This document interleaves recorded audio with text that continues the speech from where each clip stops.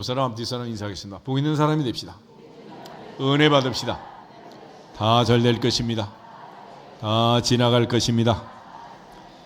할렐루야. 사도행전은 우리가 흔히 성령행전이라고 합니다. 예수께서 너희는 몇 날이 못되어 성령으로 세례를 받을 거다 약속하셨고, 그 약속대로 오순절에 성령이 오셨습니다. 그 성령이 오기까지 예수님의 12제자와 120명 성도들은 오로지 기도에 힘썼습니다. 그리고 오순절에 불처럼 바람처럼 강력한 성령이 오셨을 때 사도 베드로에게 두 가지 놀라운 일이 일어났습니다. 하나는 말씀을 선포할 때 3,000명, 5,000명이 회개하고 돌아오는 말씀의 능력이 함께했고, 더불어 사도행전 3장에 오면 성전 미문의 안전병이를 치유하는 놀라운 치유 역사가 나타났습니다. 은과 금은 내게 없거니와 내게 있는 것으로 내게 주노니 곧 나사렛 예수 그리스도의 이름으로 일어나 걸어라 선포할 때 40년 된 안전병이 일어나는 기적이 일어난 것입니다. 특별히 사도행전의 모든 이 과정에서 그 사건은 대제사장국 관원들과 예루살렘 성 전체가 소동하는 사건이 되었고, 베드로와 사도들이 옥에 갇히는 그런 계기가 된 것입니다. 단지 말씀만 전했다면 당시의 서기관들, 율법사들, 대제사장들, 서기관들 그들이 모두가 다 혈의 성경을 가지고 살았기 때문에 성경 강론하는 정도야 봐줄 수 있죠. 그런데 성전 미문에 안전병이 일어나자 갑자기 이제 소동이 난 것입니다. 그리고 그들은 초동 수사를 했고 베드로와 야고보를 신문했고, 결과적으로 그들이 얻은 결론은 누구든지 다시는 이 이름으로, 예수의 이름으로 말하지 마라, 가르치지 마라. 이것이 예루살렘 공회의 결의였습니다. 그러한 결의에 따라서 사도 베드로에게 다시는 예수님의 이름으로 말하지 말고 가르치도 말라 했지만, 계집종 앞에서도 두려웠던 베드로는, 사도행전의 베드로는 전혀 다른 사람이 되었습니다. 대제사장 앞에서 담대하게 선포합니다. 하나님 앞에서 너희 말 듣는 것과 하나님 말씀 듣는 것 어느 게 옳은가 판단하라. 우리는 보고 들은 것을 말하지 아니할 수 없다. 그러면서 사도행전 5장 마지막을 보면 특별히 초대교회 모든 성도들은 날마다 성전에 있든지 집에 있든지 예수는 그리스도라고 가르치기와 전도하기를 그치지 아니하니라. 할렐루야. 그래서 초대교회 복음 전파라는 것은 오직 예수가 그리스도다, 예수만 그리스도다, 예수가 그리스도다, 주 예수를 믿으라, 그러면 너와 내 집이 구원을 얻으리라는 예수에 대한 복음이었습니다. 사도행전 2장 36절을 보면 베드로의 설교의 결론이 있어요. 너희가 십자가에 못 박은 예수를 하나님이 주와 그리스도가 되게 하셨느니라. 주 예수 그리스도를 증거하고 선포하는 거예요. 사도행전에 있는 이 모든 과정을 통해서 그들이 성령의 충만함으로 예수를 증거하고 복음을 전했습니다. 그런데 사도행전의 이 모든 과정을 거쳐가면서 문제가 생기는데, 첫째는 아나니아 삽비라 사건을 통해서 헌금하면서 문제가 생겼습니다.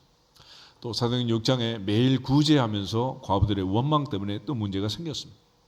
오늘 사도행전 7장에 스데반 집사님이 설교하다가 돌에 맞아 죽는 순교의 사건이 발생하게 됩니다. 우리가 이제 예수님께서 주신 지상 계명을 보면 마음을 다하고 목숨을 다하고 뜻을 다하고 힘을 다하여 주 여호와 너희 하나님을 어떻게 하라? 사랑하라. 그것이 예배니라. 그래서 예배는 마음을 다해서 찬송하고 목숨을 다해서 기도하고 뜻을 다해서 말씀을 듣고 힘을 다해서 봉헌하는데, 가장 기본적인 마음은 하나님을 사랑하는 마음. 할렐루야. 예수님께서도 시몬 베드로에게 요한엘 시몬아 내가 나를 사랑하느냐 물었습니다. 오늘도 우리가 주님 사랑하는 마음으로 주님의 사랑을 감사하고 또 느끼면서 이 시간 예배의 자리에 참여하게 된 줄 믿습니다. 그런 측면에서 주님께서는 이 사랑을 강조하셨고 또 이 사랑으로 모든 일을 하라고 얘기를 하는 거예요. 그런 측면에서 그동안 우리가 이제 찬송에 대해서 또 기도에 대해서 많은 말씀들을 들었고, 헌금에 대해서 가끔 얘기를 들었고, 설교에 대해서는 말씀을 별로 들은 것 같지가 않아. 매일같이 설교를 하는데 설교가 뭔지를. 그래서 오늘은 스테반 집사님의 설교를 통해서 설교에 대한 말씀을 좀 듣고 우리가 어떻게 전하고 어떻게 들어야 되겠는지, 또 설교를 통해서 특별히 우리가 스테반이 지금 돌에 맞아 죽는 이 과정을 보면 설교한 스테반도 또 그들을 돌로 쳐 죽인 청중들도 지금 어떤 마음이고 어떤 자세였는지, 또 무엇이 문제였는지, 이것들을 성경을 통해서 우리가 다시 한번 회복해서 말씀을 듣고 은혜 받고 들어받아 나가도 복을 받기를 주 이름으로 축복합니다. 그래서 말씀을 전하는 자도 복을 받고 말씀을 듣는 자도 복을 받도록, 그런 측면에서 이제 특별히 설교라는 것, 설교가 무엇이냐 그러면 설교는 예수 그리스도 하나님의 말씀을 전하는 것인데, 하나님의 말씀은 우리가 흔히 성경이라고 그러죠. 성경. 그런데 성경을 우리가 하나님 말씀이다 이렇게 얘기하고, 성경은 하나님 말씀인데 그럼 무엇이 성경이냐 그럴 때 우리는 3927 구약 39권 신약 27권이 성경이라고 합니다. 이걸 캐논, 기준이라고 하는 거예요. 그런데 유대인들은 신약은 빼고 구약만 성경이라고 해요. 가톨릭은 여기에다 위경, 외경 이런 것들 붙여가지고 또 성경이라고 합니다. 그래서 성경이라는 말을 쓰는데 성경이 다 같은 성경이 아니에요. 통일을 얘기하는 다 같은 통일이 아니잖아요. 사랑을 얘기하자면 다 같은 사랑이 아니란 말이에요. 그래서 우리가 성경이 무엇인가를 잘 알아야 되고, 동시에 이 성경이 말하는 게 무엇인가를 또 아셔야 돼요. 누가복음 24장 44절이면 예수님께서 말씀하시기를 모세의 율법과 선지자의 글과 시편에 나를 가리켜 말한 모든 것이 이루어져야 하리라 그랬습니다. 성경은 예수님에 대한 가르침을 주는 책이다. 할렐루야. 그리고 요한복음 20장 30절 31절에 가면 사도 요한이 7가지 표적을 기록하면서 요한복음에 기록한 목적을 설명하고 있습니다. 오직 이것을 기록함은 너희로 예수께서 하나님의 아들 그리스도이심을 믿고 그 이름을 힘입어 생명을 얻게 하려 함이니라. 할렐루야. 그것이 요한복음의 기록 목적이에요. 그러니까 성경은 바로 예수님에 대한 책이고, 성경을 읽으면서 예수님을 발견하고 예수님을 만나고 주 예수를 믿으라. 그러면 너와 내 집이 구원을 받으리라. 이게 성경의 목적이라. 요한복음 5장을 한번 찾아보겠습니다. 요한복음 5장을 보시면 예수님께서 친히 말씀하시기를 성경이 무엇인가를 예수님께서 우리에게 말씀해 주셨습니다.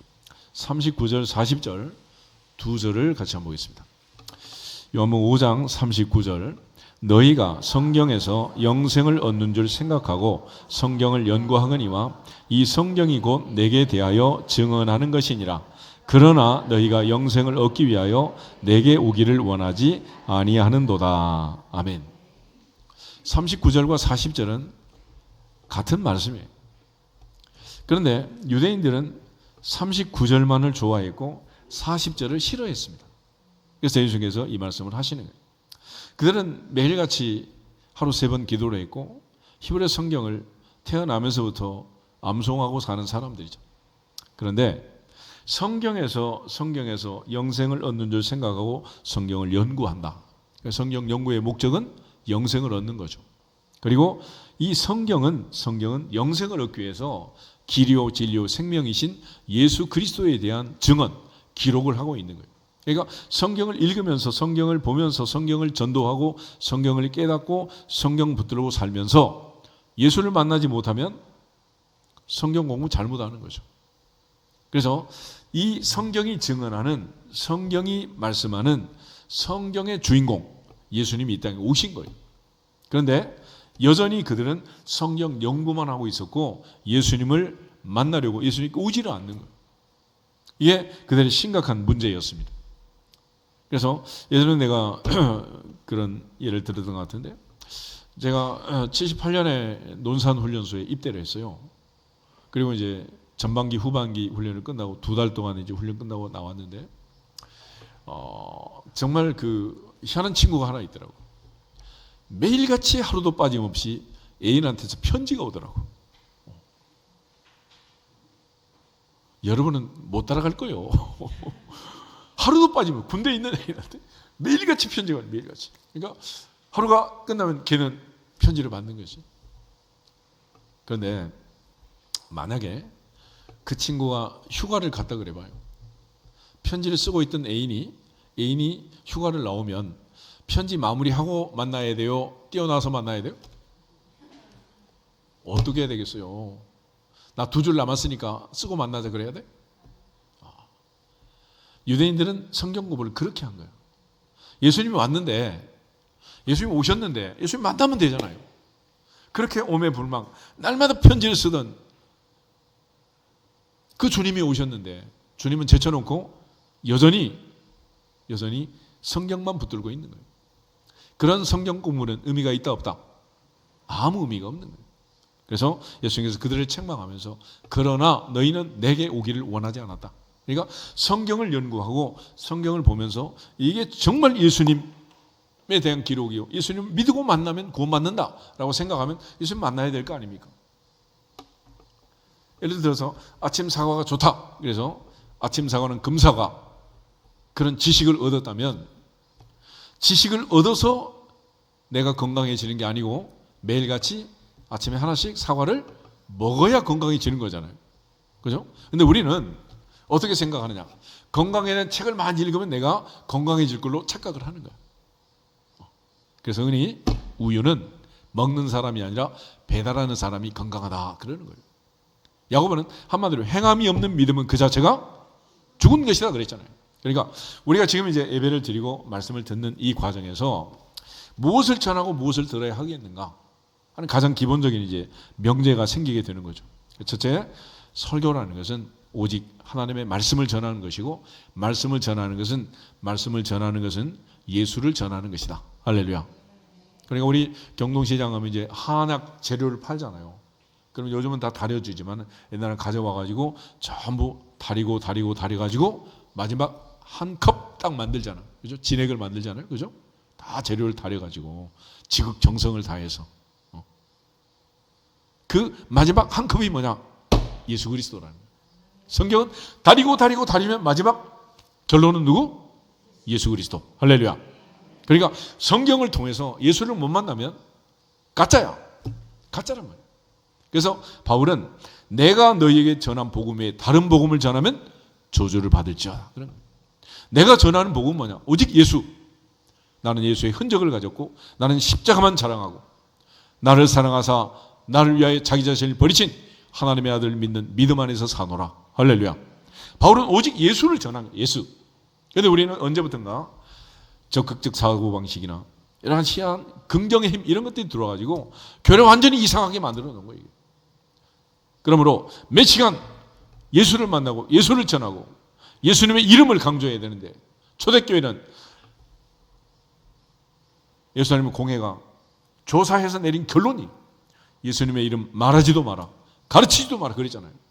그렇지만 초대교회는 계속해서 집에 있든지 성전에 있든지 예수는 그리스도라고 가르치기와 전도하기를 그치지 아니하니라. 예수를 전해. 예수. 바울이 감옥에서 간수장이 질문할 때 간단하게 명료하게 한마디로 답을 주었습니다. 선생들아, 어떻게 해야 구원을 얻을 수 있느냐? 주 예수를 믿으라. 그러면 너와 내 집이 구원을 얻으리라. 할렐루야. 예수 믿고 구원받는 거예요. 다른 게 아니잖아요.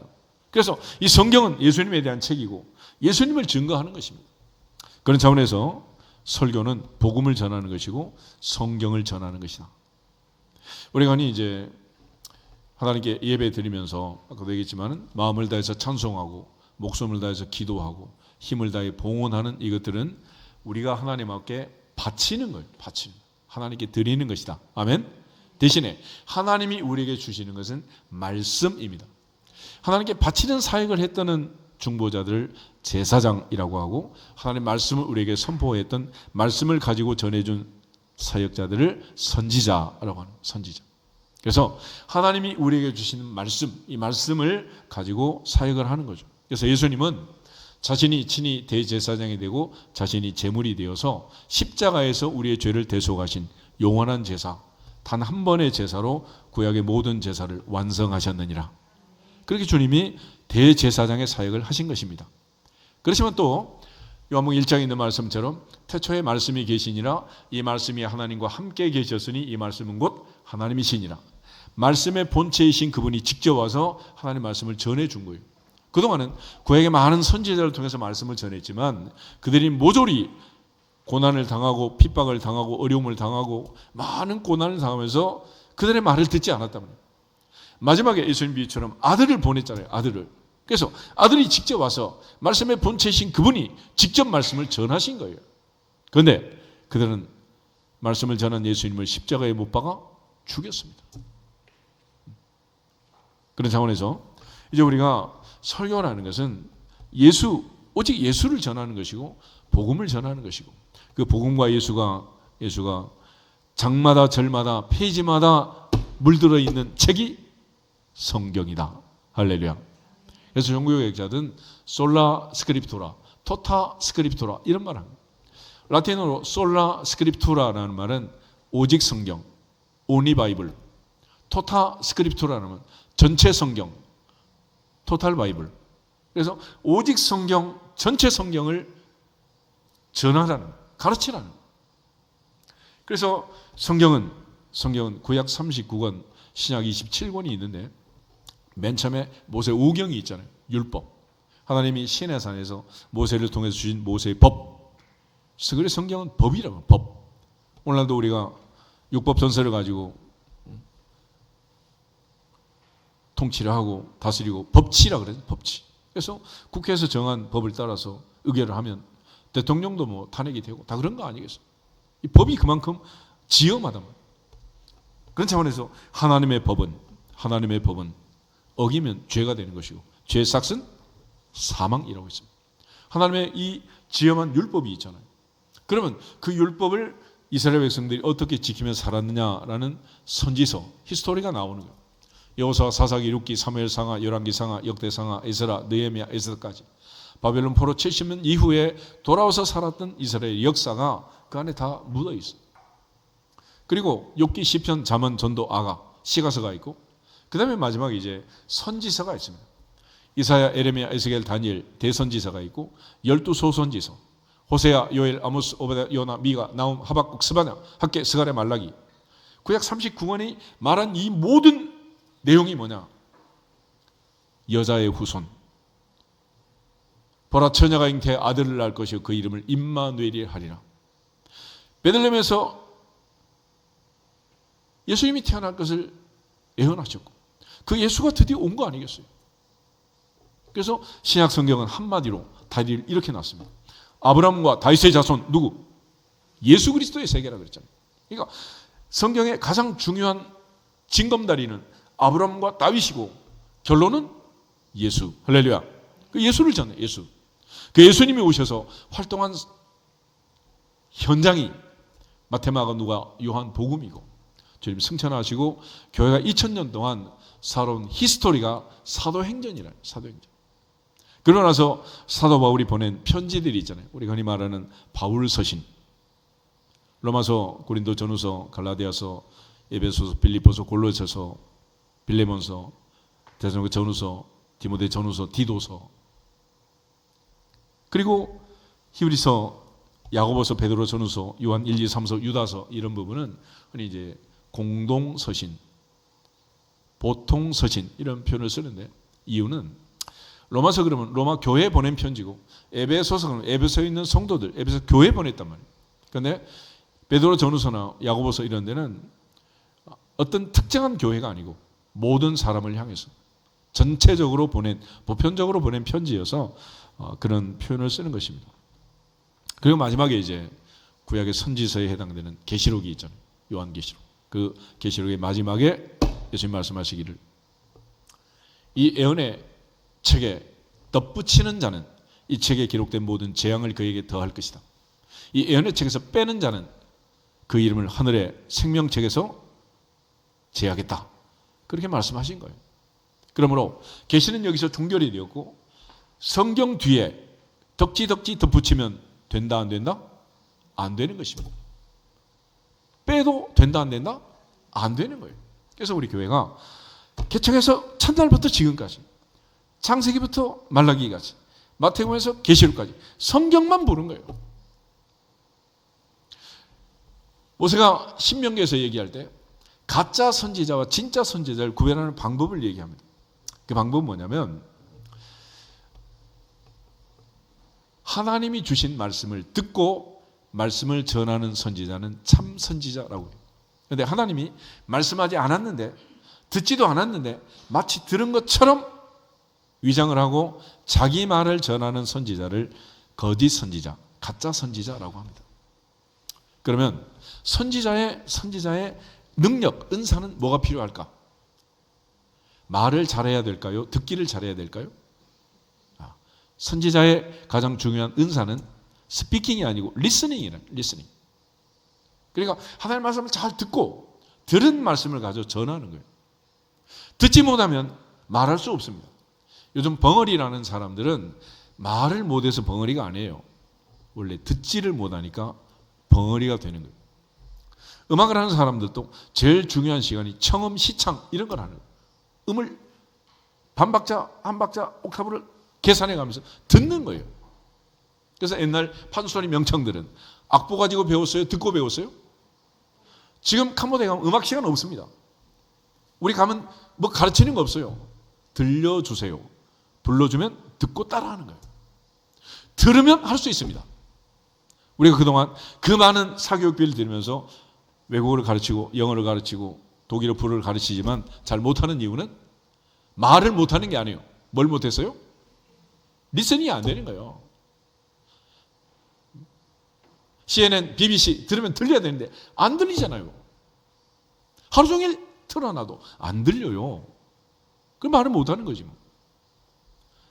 그래서 선지자 이사야를 통해서 눈이 있어도 보지 못하고 귀가 있어도 듣지 못하고 마음으로 깨닫지 못하게 해라 그런 거예요. 그래서 내가 찬양대도 그렇게 연습하지 말라고 하는 이유는 말을 못하는데 연습하면 뭐합니까? 정철 영어 우리 권사님 하시잖아. 정철 얘기 들어보면 영어 회화책 한 권을 다 외워가지고 외국인을 만났대. 끝나고 나니까 할 말이 없어요. 말은 하는데 듣지를 못해. 듣지를. 그럼 말이 되겠습니까 이게? 듣지 못한 귀머거리를 가지고 아침 저녁 연습한다고 된다 안 된다? 안 되는 거예요. 왜 그렇게 허망한 데 시간을 보내냔 말이에요. 하나님 앞에서 하나님의 은혜로 들을 귀가 열려지기를 축복합니다. 볼 수 있는 눈이 열려지기를 축복합니다. 그걸 못하기 때문에 먼저 선지자를 통해서 하나님께서 보게 하시고 듣게 하시고 전하게 하시고 알아들을 수 있는 말로 가르치라고 하는 거예요. 그러니까 선지자가 만약에 잘못 들으면 그 말을 들은 전체는 큰일 날 거 아닙니까? 만약에 전쟁터라고 생각해 보세요. 전쟁에서 정보가 오는데 잘못된 정보를 주면 다 죽는 거 아니겠어요?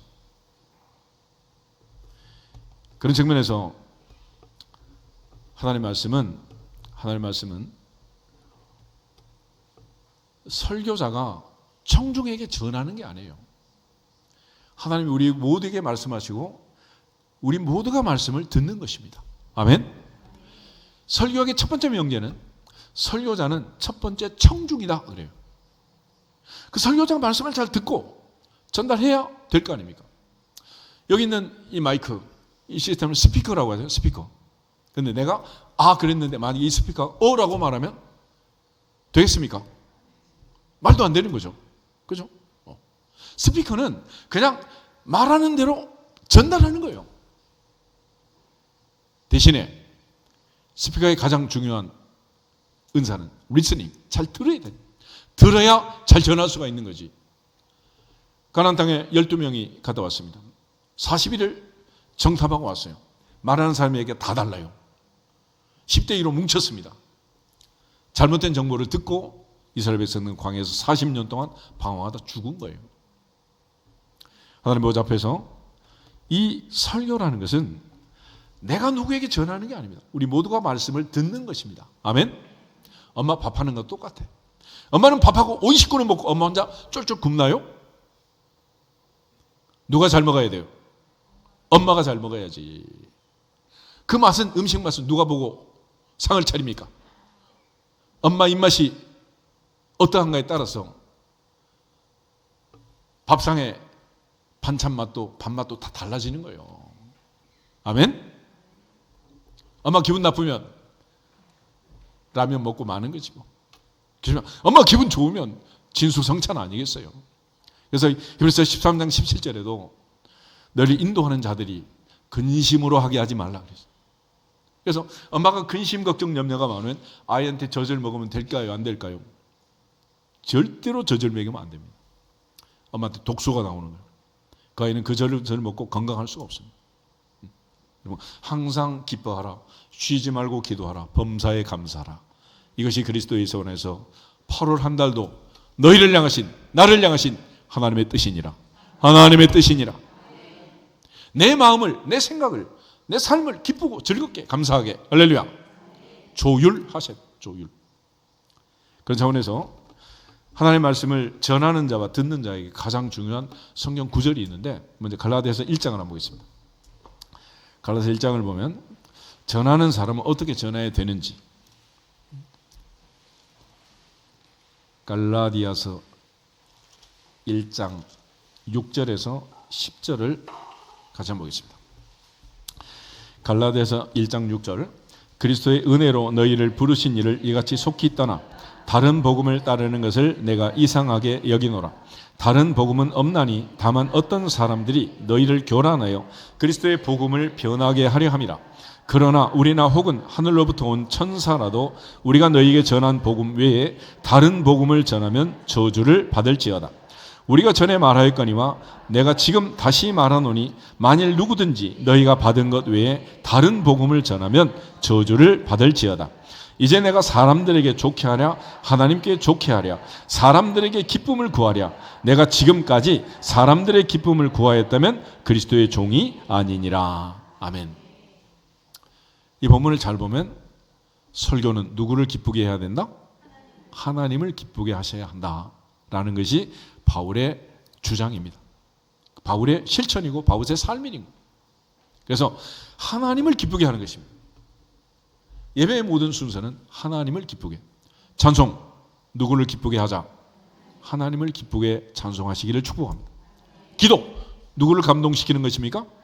솔로몬처럼 하나님이 감동하시면 하늘의 보고가 열리고 전무후무한 구하지 아니한 부귀영화가 천대까지 충만하게 누르고 넘치도록 안겨주실 줄 믿습니다. 봉헌, 아나니아 삽비라의 사건을 보면 재산을 팔아서 반토막을 냈더라도 하나님께 바쳤잖아요. 우리는 흉내도 낼 수 없는 일을 아나니아 삽비라가 한 거예요. 그런데 누구를 기쁘게 하지 못했습니까? 하나님을 기쁘게 하지 못했어요. 하나님. 그것이 문제였습니다. 마찬가지로 설교, 말씀을 전하고 듣는 이 시간, 우리 모두는 누구를 기쁘게 하자. 여러분 아이들 새학기가 되고 선생님 배정되면 학부모 초청해가지고 공개 강좌를 하잖아요. 그죠? 그러면 엄마는 지금 선생님 보고 있어요? 내 아들 보고 있어요?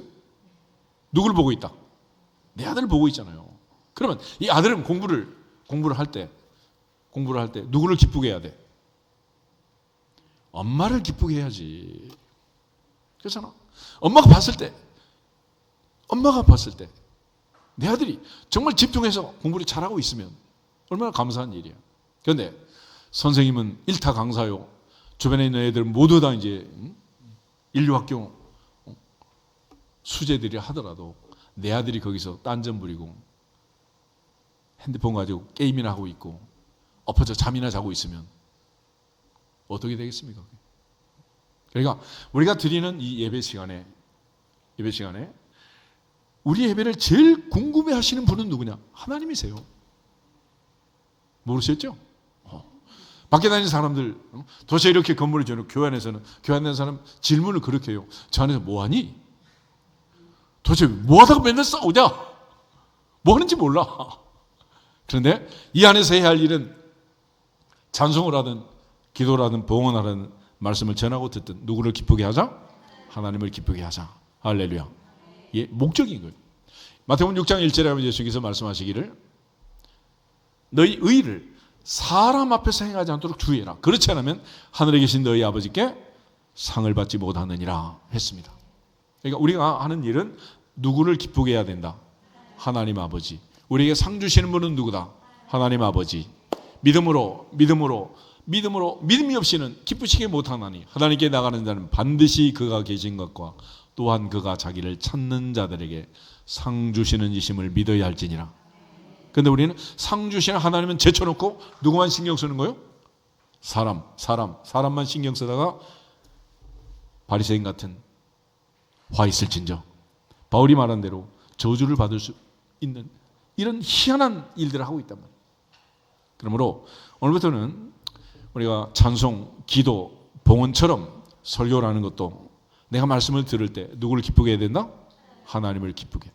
그런데 내 아들이 선생님 말씀 잘 듣고 와가지고 밥 먹으라 하는데 숙제부터 하는 거야. 엄마 기뻐 안 기뻐? 그렇게 하셔야 되는 거예요. 그런데 우리는 하나님을 기쁘게 하려는 생각이 아예 없어. 그러다 보니까 목사님이 나한테 나들으라고 이런 얘기를 하는 것 같다. 그런데 도저히 목사님이 알 수가 없는 일인데 김 집사 가서 찔렀나? 의심을 하는 거야. 어떤 사람은 예전에 그러더라고. 4주 연속 목사님이 자기 집안 얘기를 했대. 도청기를 달아놓은 것 같다는 거야. 오해가 없으시기 바랍니다. 말씀은 거울이다. 거울을 보면 누가 보인다? 하나님 말씀을 듣고 내게 주시는 말씀이 들려지는 것은 이상한 일입니까? 당연한 일입니까? 당연한 일인 거예요. 이 당연한 일을 당연하지 않게 정말 올바르고 하나님 말씀이 우리에게 들려지는 이 과정에서 오해가 없어야 된다. 그럼에도 불구하고 많은 사람들은 그 오해를 합니다. 스데반을 죽인 사람들 왜 죽였느냐? 스피커가 듣기 싫은 소리를 한 거예요. 그렇지만 요즘 총회도 보면 이제 고소 고발 사건이 올라오는데 그 중에 하나가 목사님 설교 가지고 고발한 사람도 있어요. 근데 설교 가지고 고발했다는 것은 뭐 시골에 무슨 뭐 할머니, 할아버지, 장로님, 권사님들이 뭐 성경을 얼마나 알겠어? 그건 하나의 명분이고 사실은 기분 나쁜 건 다른 데 있는 거야. 떡을 하나 안 줬든지 수건을 하나 안 줬든지 어떤 사람은 심지어 시험 들었대. 왜 그랬냐? 목사님이 2주째 예배 끝나고 나가는데 자기를 쳐다보지 않는다는 거야. 악수하고 하다 보면 얘기하다 보면 지나가잖아 막. 그럴 수 있지. 그런 것이 기분이가 나쁘면 명분은 뭐가 제일 좋아? 설교고. 이걸 공격을 하는 거야. 그래서 하나님 앞에서 우리가 설교가 무엇인가를 좀 아셔야 돼. 설교는 하나님의 말씀을 듣는 거지 사람의 말을 듣는 시간이 아니다. 할렐루야. 분명하게 다시 강조를 드립니다. 그래서 누가 전하든지 어떤 사람이 하든지 설교는 하나님 말씀을 듣는 시간이다. 그래서 바울이 전하는 자도 하나님 말씀을 듣고 있는 그대로 전하는 거예요. 그럼 하나님 기뻐하지 않겠어요? 근데 만약 하나님이 들으실 때 하나님 하신 말씀과 다르게 얘가 살짝 바꿔가지고 말을 바꾸는 거야. 그럼 하나님 기뻐하시겠어요? 전하라는 대로 전해야지. 그래서 요한복음 21장에 가면 이런 말이 있어요. 사도 요한은 안 죽는다 이게 소문이 났습니다. 베드로가 내가 마지막에는 십자가 지고 세상을 떠날 것을 베드로가 예고를 받잖아요. 그러니까 요한을 보면서 애는 어떻게 될까요? 그랬어. 그랬더니 주님께서 하신 말씀이 내가 올 때까지 다시 올 때까지 그를 머물게 하고자 할지라도 너에게 무슨 상관이냐 그랬어요. 그랬더니 그 말이 나가서 요한은 안 죽는다 예수님이 그랬다는 거예요. 그래서 예수님께서 다시 바로 잡았습니다. 내가 언제 안 죽느냐 그랬냐? 안 죽는다 그런 게 아니고 내가 올 때까지 그를 머무르게 할지라도 내게 무슨 상관이냐 그렇게 말한 것이다. 그대로 전해라 그랬어요. 우린 늘 더하기 빼기를 하잖아요. 그래서 우리가 이 성경을 하다 보면 사본학이라는 게 있어요. 수천 년 전에 하나님 말씀하신 그 말씀이 인쇄도 아니고 파피루스에 두루마기에 양피지에 붓으로 먹으로 써가지고 전해왔기 때문에 세월이 지나면 이게 없어지고 사라지고 또 책을 만들어야 되잖아요. 보통 옛날 수도원에서는 이제 많은 수도생들 놔두고 앞에서 한 사람이 불러주는 거예요. 그러면 내가 여기서 부르면 여러분이 전부 받아쓰기 하면 한 100권은 만들어질 거 아니에요? 100권, 200권, 300권. 그런데 이 책을 갖다 놓고 이제 보면은 이 받아쓰기 한 게 다 달라요. 달라. 첫째는 청각의 오류라는 게 있어요. 분명히 하나님이라고 말하는데 그 말을 못 듣고 따르게 쓰는 거지. 청각의 오류가 있어요. 또 하나는 시각적인 오류가 있는데 또 어떤 사람은 손이 빨라서 썼는데 어떤 사람은 못 썼잖아. 갔다고 보고 뺏겨 쓰는 거야. 옆에 사람. 근데 이 사람이 써놓은 거를 보고 뺏겨 썼는데 똑같지가 않아. 시각의 오류가 있는 거예요. 그래서 진짜를 구별하는, 진짜를 진본을 발견하는 사본학의 원리가 있는데 두 가지 중요한 원칙이 뭐냐. 첫째는 짧은 게 진짜다. 두 번째는 말이 안 되는 게 진짜다. 그래서 사람은 보통 말을 한마디 하면 늘려서 하는 습관이 있습니다. 그렇죠? 길게 늘려가지고. 또 말을 어린 아이들은 버벅거리고 말이 잘 안 되는 말을 하잖아요. 그럼 어른들은 그걸 해가지고 어떻게? 말이 잘 통하게 고쳐 가지고 얘기하는 거예요.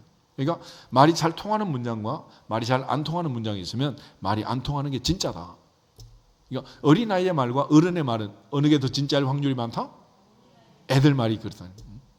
그러니까 엄마 없다고 그래. 그러면 엄마 친구 전화 오면 그러냐 애가. 우리 엄마가 없다고 그러라는데요. 이 녀석 이래가면서.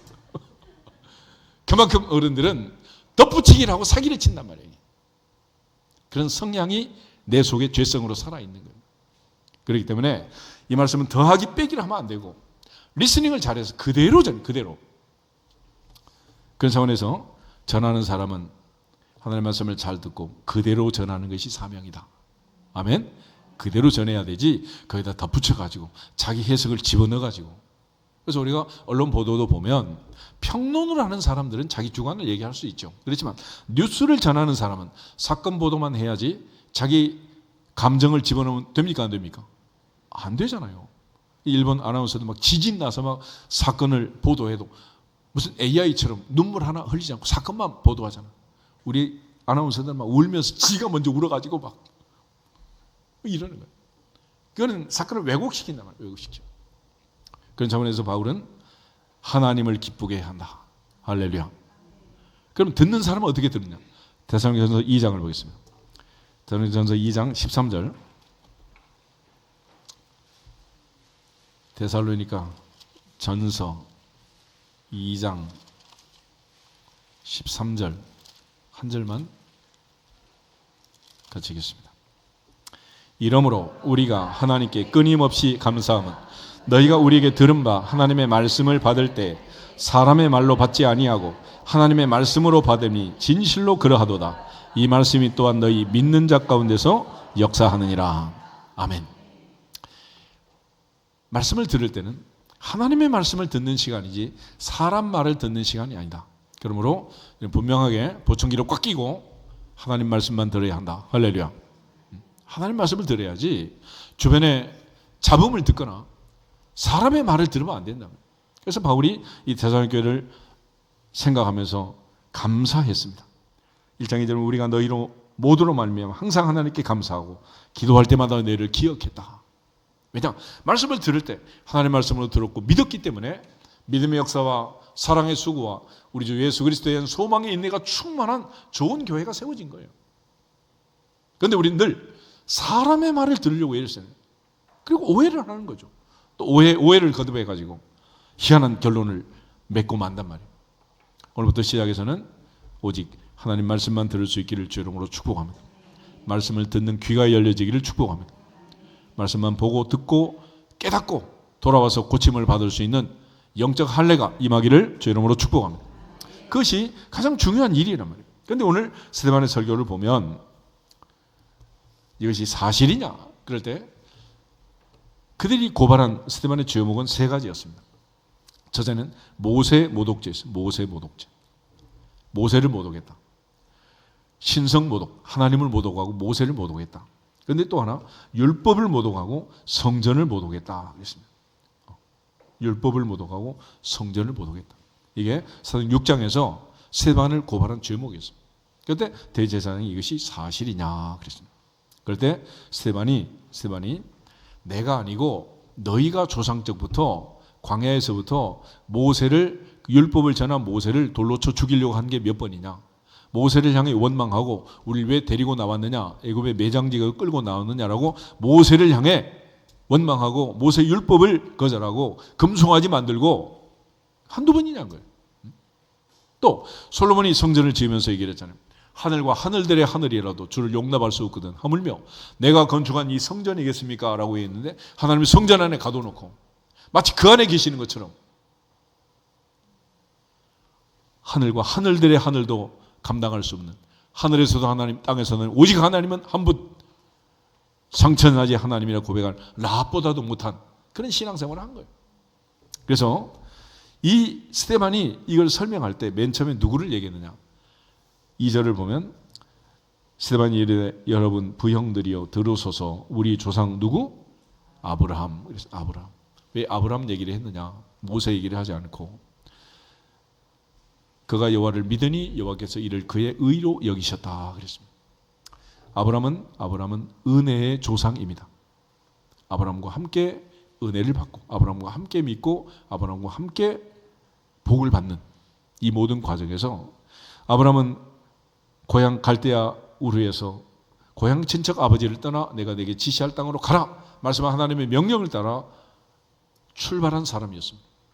하나님께서 아버지가 데라가 세상을 떠날 때까지 갈팡질팡하다가 드디어 조카력과 함께 75세에 가나안 땅으로 향해 출발하게 됩니다. 그리고 정확히 100년을 살고 175세에 세상을 떠났습니다. 물론 아브라함은 실수가 많은 사람이에요. 애굽에 내려가서 바로 왕궁에 사라 할머니 들어왔다 나오고 또 여러 가지 우여곡절이 많잖아요. 애굽 여종 하갈을 통해서 또 이스마엘을 낳고 그렇지만 하나님께서 마지막 그에게 이삭 번제를 요구할 때 그가 하나님 앞에 믿음으로 부활신앙으로 아들을 바친 그 모든 과정을 성경이 기록하고 있는데 특별히 이 아브라함의 아들 이삭이 낳은 야곱과 에서 그 야곱을 통해서 11번째로 태어난 요셉 그 요셉을 통해 애굽에 내려간 75명의 사람들이 고센 땅 제일 좋은 곳에 살다가 드디어 430년 종살이 끝나는 그때 모세를 통해서 출애굽을 했잖아요. 그리고 광야로 나왔습니다. 이 모든 과정을 한마디로 하면 은혜로다. 그래서 바울이 강조하기를 나의 나된 것은 하나님의 은혜입니다. 모든 사도보다 더 많이 수고했지만 그것도 내가 아니고 나와 함께 하신 하나님의 은혜입니다. 할렐루야. 그래서 기독교는 이 은혜로 시작하는 거예요. 나의 나된 모든 것이 은혜라고 생각하는 그 사람은 오늘 죽어도 원망할 수 없습니다. 감사할 뿐이지. 어떤 일을 만난다 하더라도 감사할 뿐인 거예요. 그래서 욥의 고백처럼 전 재산이 없어져도 주신 자도 여호와 취하신 자도 여호와시오니 여호와께서 영광을 받으시려더라. 하나님께 영광을 돌리는 거예요. 그러니까 그건 은혜 의식으로 사는 사람만 할 수 있는 거예요. 그래서 사도행전 7장에 스데반 집사님이 설교할 때 우리가 얼마나 많은 은혜를 받았냐라는 거예요. 특별히 11절 한번 보시면 이렇게 되어 있습니다. 그때 애굽과 가나안 온 땅에 흉년이 들어 큰 환란이 있을 때 우리 조상들이 뭐가 없었다? 양식이 없었다는 거예요. 그런데 죽었습니까? 살았습니까? 죽었니? 살았니? 하나님의 은혜로 살았습니다. 할렐루야. 그 얘기를 하는 거예요. 그 얘기를. 구구절절히 한번 돌아보세요. 내 살아오는 인생길에 이런 위기가 얼마나 많이 있었어요. 그렇지만 그때마다 먹을 양식을 주시고 입을 옷을 주시고 모든 환난을 넘어가게 하신 그 하나님의 은혜. 그 하나님의 은혜. 요즘 은혜라는 찬송 얼마나 많이 부릅니까? 그렇지만 내가 지금 누리고 있는 것 중에 당연한 것은 하나도 있다 없다. 말씀만 그렇게 하지 마시고 진심으로 은혜의식으로 충만하기를 주 이름으로 축복합니다. 그래서 스데반은 마지막 세상을 떠나 돌에 맞아 죽으면서도 예수님처럼 아멘 주 예수여, 아멘 주 예수여, 이 죄를 그들에게 돌리지 마옵소서. 아멘 주 예수여, 내 영혼을 받으시옵소서. 예수님처럼 십자가에 돌아가신 예수님처럼 마침표를 찍은 거예요.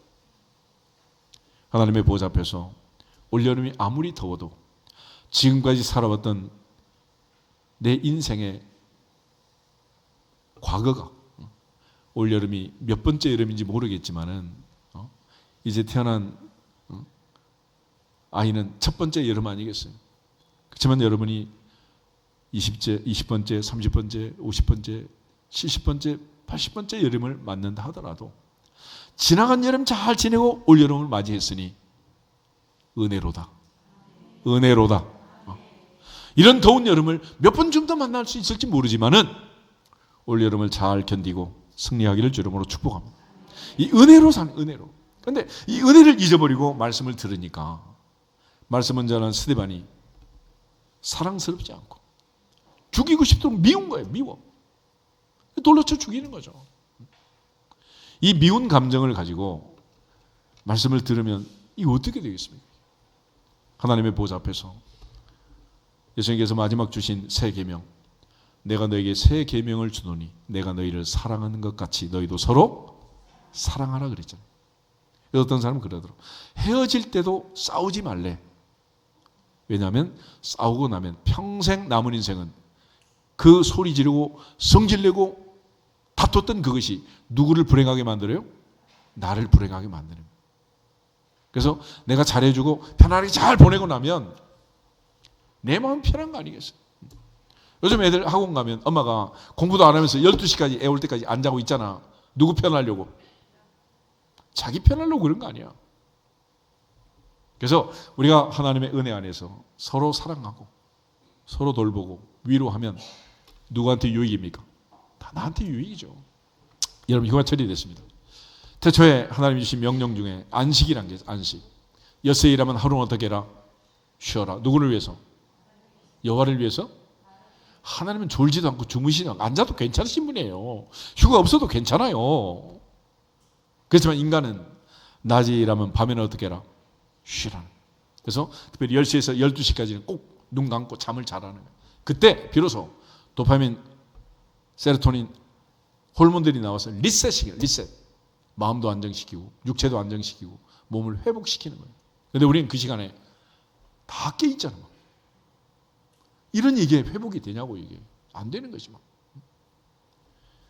하나님의 명령은, 하나님 말씀은 내게 주시는 말씀이요 들어와도 나가도 순종하는 자는 복을 받으리라. 복을 받으리라. 다 나한테 유익하도록 주신 말씀이란 말이야. 근데 애들이 엄마가 하기 싫은 일 시키면 엄마 미워 이러면서 결국은 말씀대로 안 하는 거지. 고생을 할 수밖에 없지 않겠어요. 결국 스데반은 하나님의 은혜를 강조했고, 그럼에도 불구하고 그들이 모세를 배반하고 천사를 통해 준 율법을 배반하고, 그러니까 모세가 율법을 준 게 아니에요. 하나님이 하나님의 사자를 통해서 모세에게 율법을 주었고 모세는 그저 전달만 했을 뿐인데, 동시에 그들은 하나님의 성전을 모독하면서 예수께서 이 땅에 오셔서 성전의 개념을 가르쳐 주셨고 그들이 잘못된 율법을 정리해 주셨고 그들이 얼마나 왜곡된 신앙생활을 했는가를 주님이 조목조목 말씀했잖아요. 그렇지만 스데반이 그 얘기하기 전에 먼저 은혜를 강조해요. 은혜.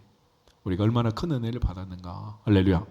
그래서 이 은혜를 생각하면 이렇게 앉아있는 것도 은혜고 찬송을 할 수 있는 것도 은혜고 기도할 수 있는 것도 은혜고 내 발로 걸어온 것도 은혜요. 할렐루야. 얼마나 감사한 일이냐. 그러므로 앞으로 살아가는 평생 이 하나님의 은혜 안에서 내게 주신 음성을 듣고 마음에 새기고 복을 받으시기를 주 이름으로 축복합니다. 궁극적으로 스데반의 마지막 최후 54절 그들이 이 말을 듣고 마음에 찔려 거기까지는 좋아. 그를 향하여 이를 갈았다. 돌을 들고 내리쳤습니다. 하지만 사도행전 2장에 베드로의 설교를 들었던 사람들은 마음에 찔려 형제들을 우리가 어찌할꼬. 베드로가 강하고 담대하게 선포했습니다. 너희가 각각 회개하고 죄사함을 받아라. 그러면 성령의 선물을 받을 것이다. 이거는 누구나 마찬가지다. 동서남북 어디에 있든지 5대양 6대주 어느 나라 어느 대륙 어느 땅에 있든지 원리는 마찬가지다 라고 강조한 거 아니겠습니까? 하나님 보좌 앞에서 말씀을 들을 때 하나님을 기쁘시게 하고 사람의 말이 아닌 하나님 말씀을 듣고 열매 맺는 신앙생활이 되기를 주 이름으로 축복합니다. 오늘부터 시작해서 다시 한번 기도하는 것처럼 찬송하는 것처럼 봉헌하는 것처럼 말씀을 듣는 이 예배 시간에 누구를 기쁘게 하자? 하나님을 기쁘게 하자. 할렐루야. 우리 옆 사람 앞에 인사하겠습니다. 하나님만 기쁘게 합시다. 오직 성령으로 충만합시다. 할렐루야. 다시 주 예수 그리스도의 이름으로 충만할지어다 선포하게 됐습니다. 주 예수 그리스도의 이름으로 충만할지어다. 충만할지어다. 충만할지어다.